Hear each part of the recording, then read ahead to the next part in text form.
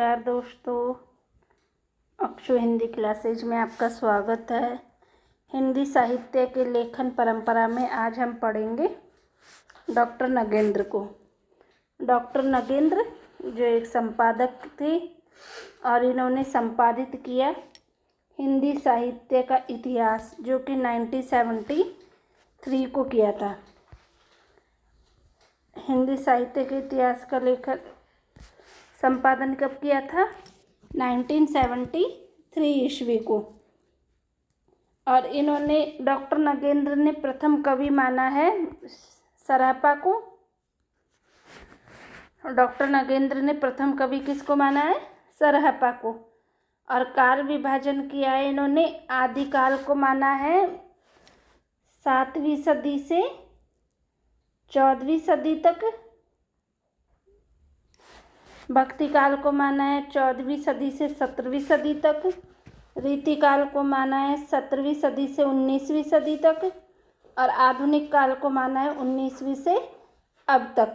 और इन्होंने हिंदी साहित्य का प्रारंभ भी 7वीं सदी से माना है, क्योंकि इन्होंने काल विभाजन में आदिकाल का प्रारंभ माना है 7वीं सदी से। चलिए हम एक बार फिर से इसका रिवीजन कर लेते हैं।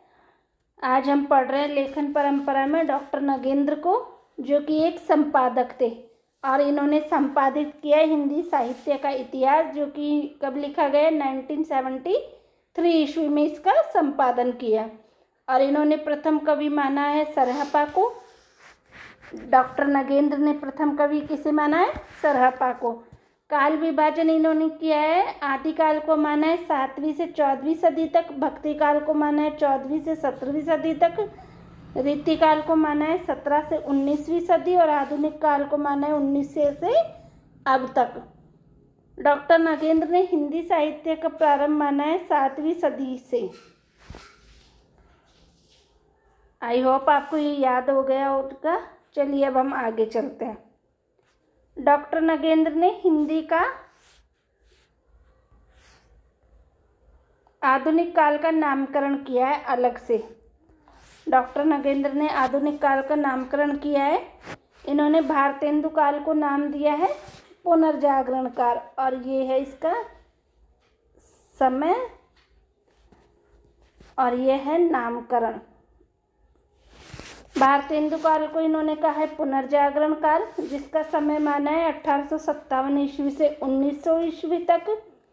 द्विवेदी काल को नाम दिया है इन्होंने जागरण सुधार काल, जिसका समय माना है इन्होंने 1900 सदी से 1918 ईस्वी तक।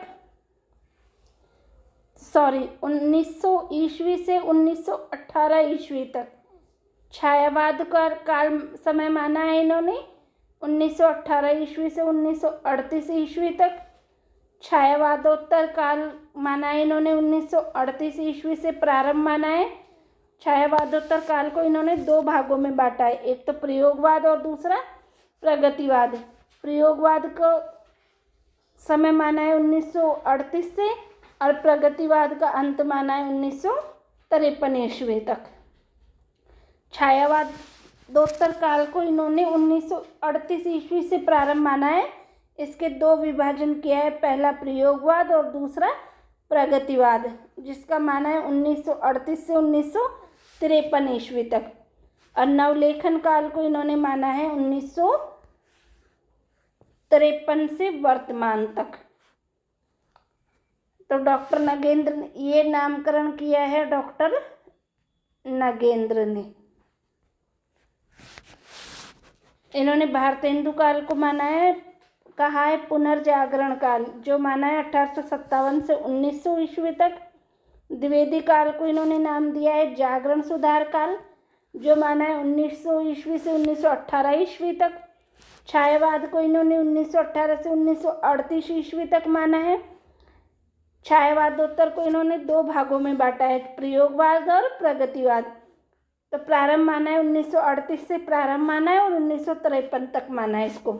फिर नवलेखन काल का समय माना है इन्होंने 1953 से वर्तमान तक। आई होप आपको ये याद हो गया होगा। चलिए अब आगे चलते हैं। फिर आगे आते हैं काशी नागरणी प्रचारणी सभा। जिसकी स्थापना हुई थी 1893 ईस्वी में। काशी नागरी प्रचारणी सभा की स्थापना हुई थी 1893 ईस्वी में और इसमें रचना हुई थी हिंदी साहित्य का वृहत इतिहास। किसकी रचना हुई थी? हिंदी साहित्य का वृहत इतिहास, जो 16 खंडों में विभक्त था। हिंदी साहित्य का वृहत इतिहास कितने खंडों में है? 16 खंडों में। इसके काशी नागरी प्रचारणी सभा के मुख्य संस्थापक तो श्याम सुंदर दास थे और इनके सहयोगी थे रामनारायण मिश्र और ठाकुर शिव सिंह सेंगर वाले शिव सिंह। प्रथम अध्यक्ष माना है राधा कृष्ण दास को। और इसमें जो 16 खंड है तो उसमें पहले ये इम्पोर्टेंट है और एग्जाम में आता है। पहला खंड था इसका हिंदी साहित्य की पीठिका। सॉरी, ये गलत हो गया, ये है पीठिका, ये टाइपिंग मिस्टेक है। जिसका जो लिखा है राजवली पांडे ने। फिर रीति काव्य की भूमिका, रीति ऐसे नहीं होता, रीति ऐसे होता है। रीति काव्य की भूमिका जो लिखी है डॉक्टर नगेंद्र ने। इन्होंने रीतिकाल का संपादन किया है। रीतिकाल में केवल रीतिबद्ध कवियों का संपादन किया है इन्होंने। और हिंदी का लोक साहित्य लिखा है राहुल सांकृत्यायन और कृष्णदेव उपाध्याय ने। ये वाला इम्पोर्टेंट है, ये भी इम्पोर्टेंट है और ये भी इम्पोर्टेंट है, परंतु हिंदी का लोक साहित्य ज़्यादा इम्पोर्टेंट है और राहुल सांकृत्यायन को पूछते हैं। कृष्णदेव उपाध्याय को अभी तक तो नहीं पूछा, पर पता नहीं पूछ ले तो आपको दोनों याद रखना है। तो हिंदी का लोक साहित्य किसने लिखा है? राहुल सांकृत्यायन और कृष्णदेव उपाध्याय ने। और ये इम्पोर्टेंट है। काशी नागरी प्रचारणी पत्रिका, प्रचारणी सभा तो आई थी 1893 ईस्वी में और पत्रिका आई थी 1896 ईस्वी में और इसका संपादन किया था बैनी प्रसाद ने। पत्रिका का संपादन किया था बैनी प्रसाद ने और सभा के संस्थापक थे श्याम सुंदर दास। तो आपको ये याद रखना है। चलिए एक बार फिर से इसका रिवीजन कर लेते हैं। काशी नागरी प्रचारणी सभा, इसकी स्थापना हुई थी 1893 ईस्वी में और इसमें लिखा गया जो ग्रंथ है वो हिंदी साहित्य का वृहत इतिहास, जो 16 खंडों में लिखा गया है। मुख्य संस्थापक थे सभा के, काशी नागरी प्रचारणी सभा के संस्थापक थे श्याम सुंदर दास और सहयोगी थे रामनारायण मिश्र और ठाकुर शिव सिंह। प्रथम अध्यक्ष माने जाते हैं राधा कृष्ण दास। और काशी नागरी प्रचारणी सभा के जो 16 खंड थे उसमें पहला खंड है हिंदी साहित्य की पीठिका। आप इसे पीठिका मानिएगा। हिंदी साहित्य की पीठिका जो लिखी है राजवल्लभ पांडे ने। फिर छठा खंड है रीति काव्य की भूमिका। रीति काव्य की भूमिका जिसका संपादन किया डॉक्टर नगेंद्र ने, केवल रीतिबद्ध, और रीतिकाल का संपादन भी डॉक्टर नगेंद्र ने किया है। फिर ये 7वां नहीं है,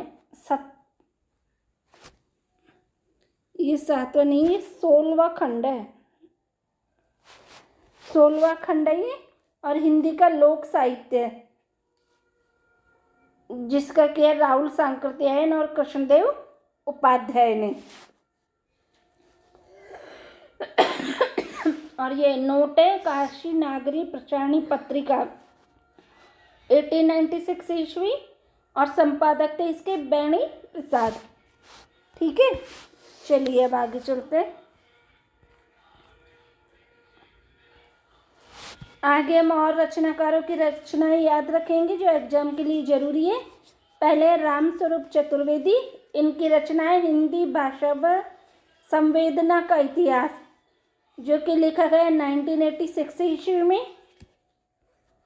फिर है डॉक्टर बच्चन सिंह, इनकी रचनाएं हिंदी साहित्य का दूसरा इतिहास। याद रखिएगा, डॉक्टर बच्चन सिंह का हिंदी साहित्य का दूसरा इतिहास जो लिखा गया है 1996 ईस्वी में। फिर है सुमन राजे, सुमन राजे का है हिंदी साहित्य का आधा इतिहास जो लिखा गया है 2003 2003 ईस्वी में। ये इम्पोर्टेंट है, इनका ध्यान रखना।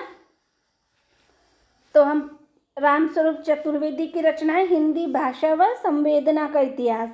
फिर है डॉक्टर बच्चन सिंह की, जो है हिंदी साहित्य का दूसरा इतिहास, जो लिखा गया था 1996 ईस्वी में।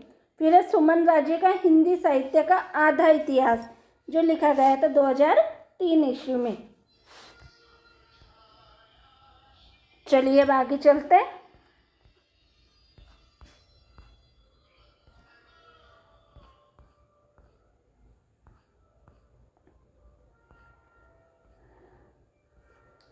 अच्छा, इतना ही है।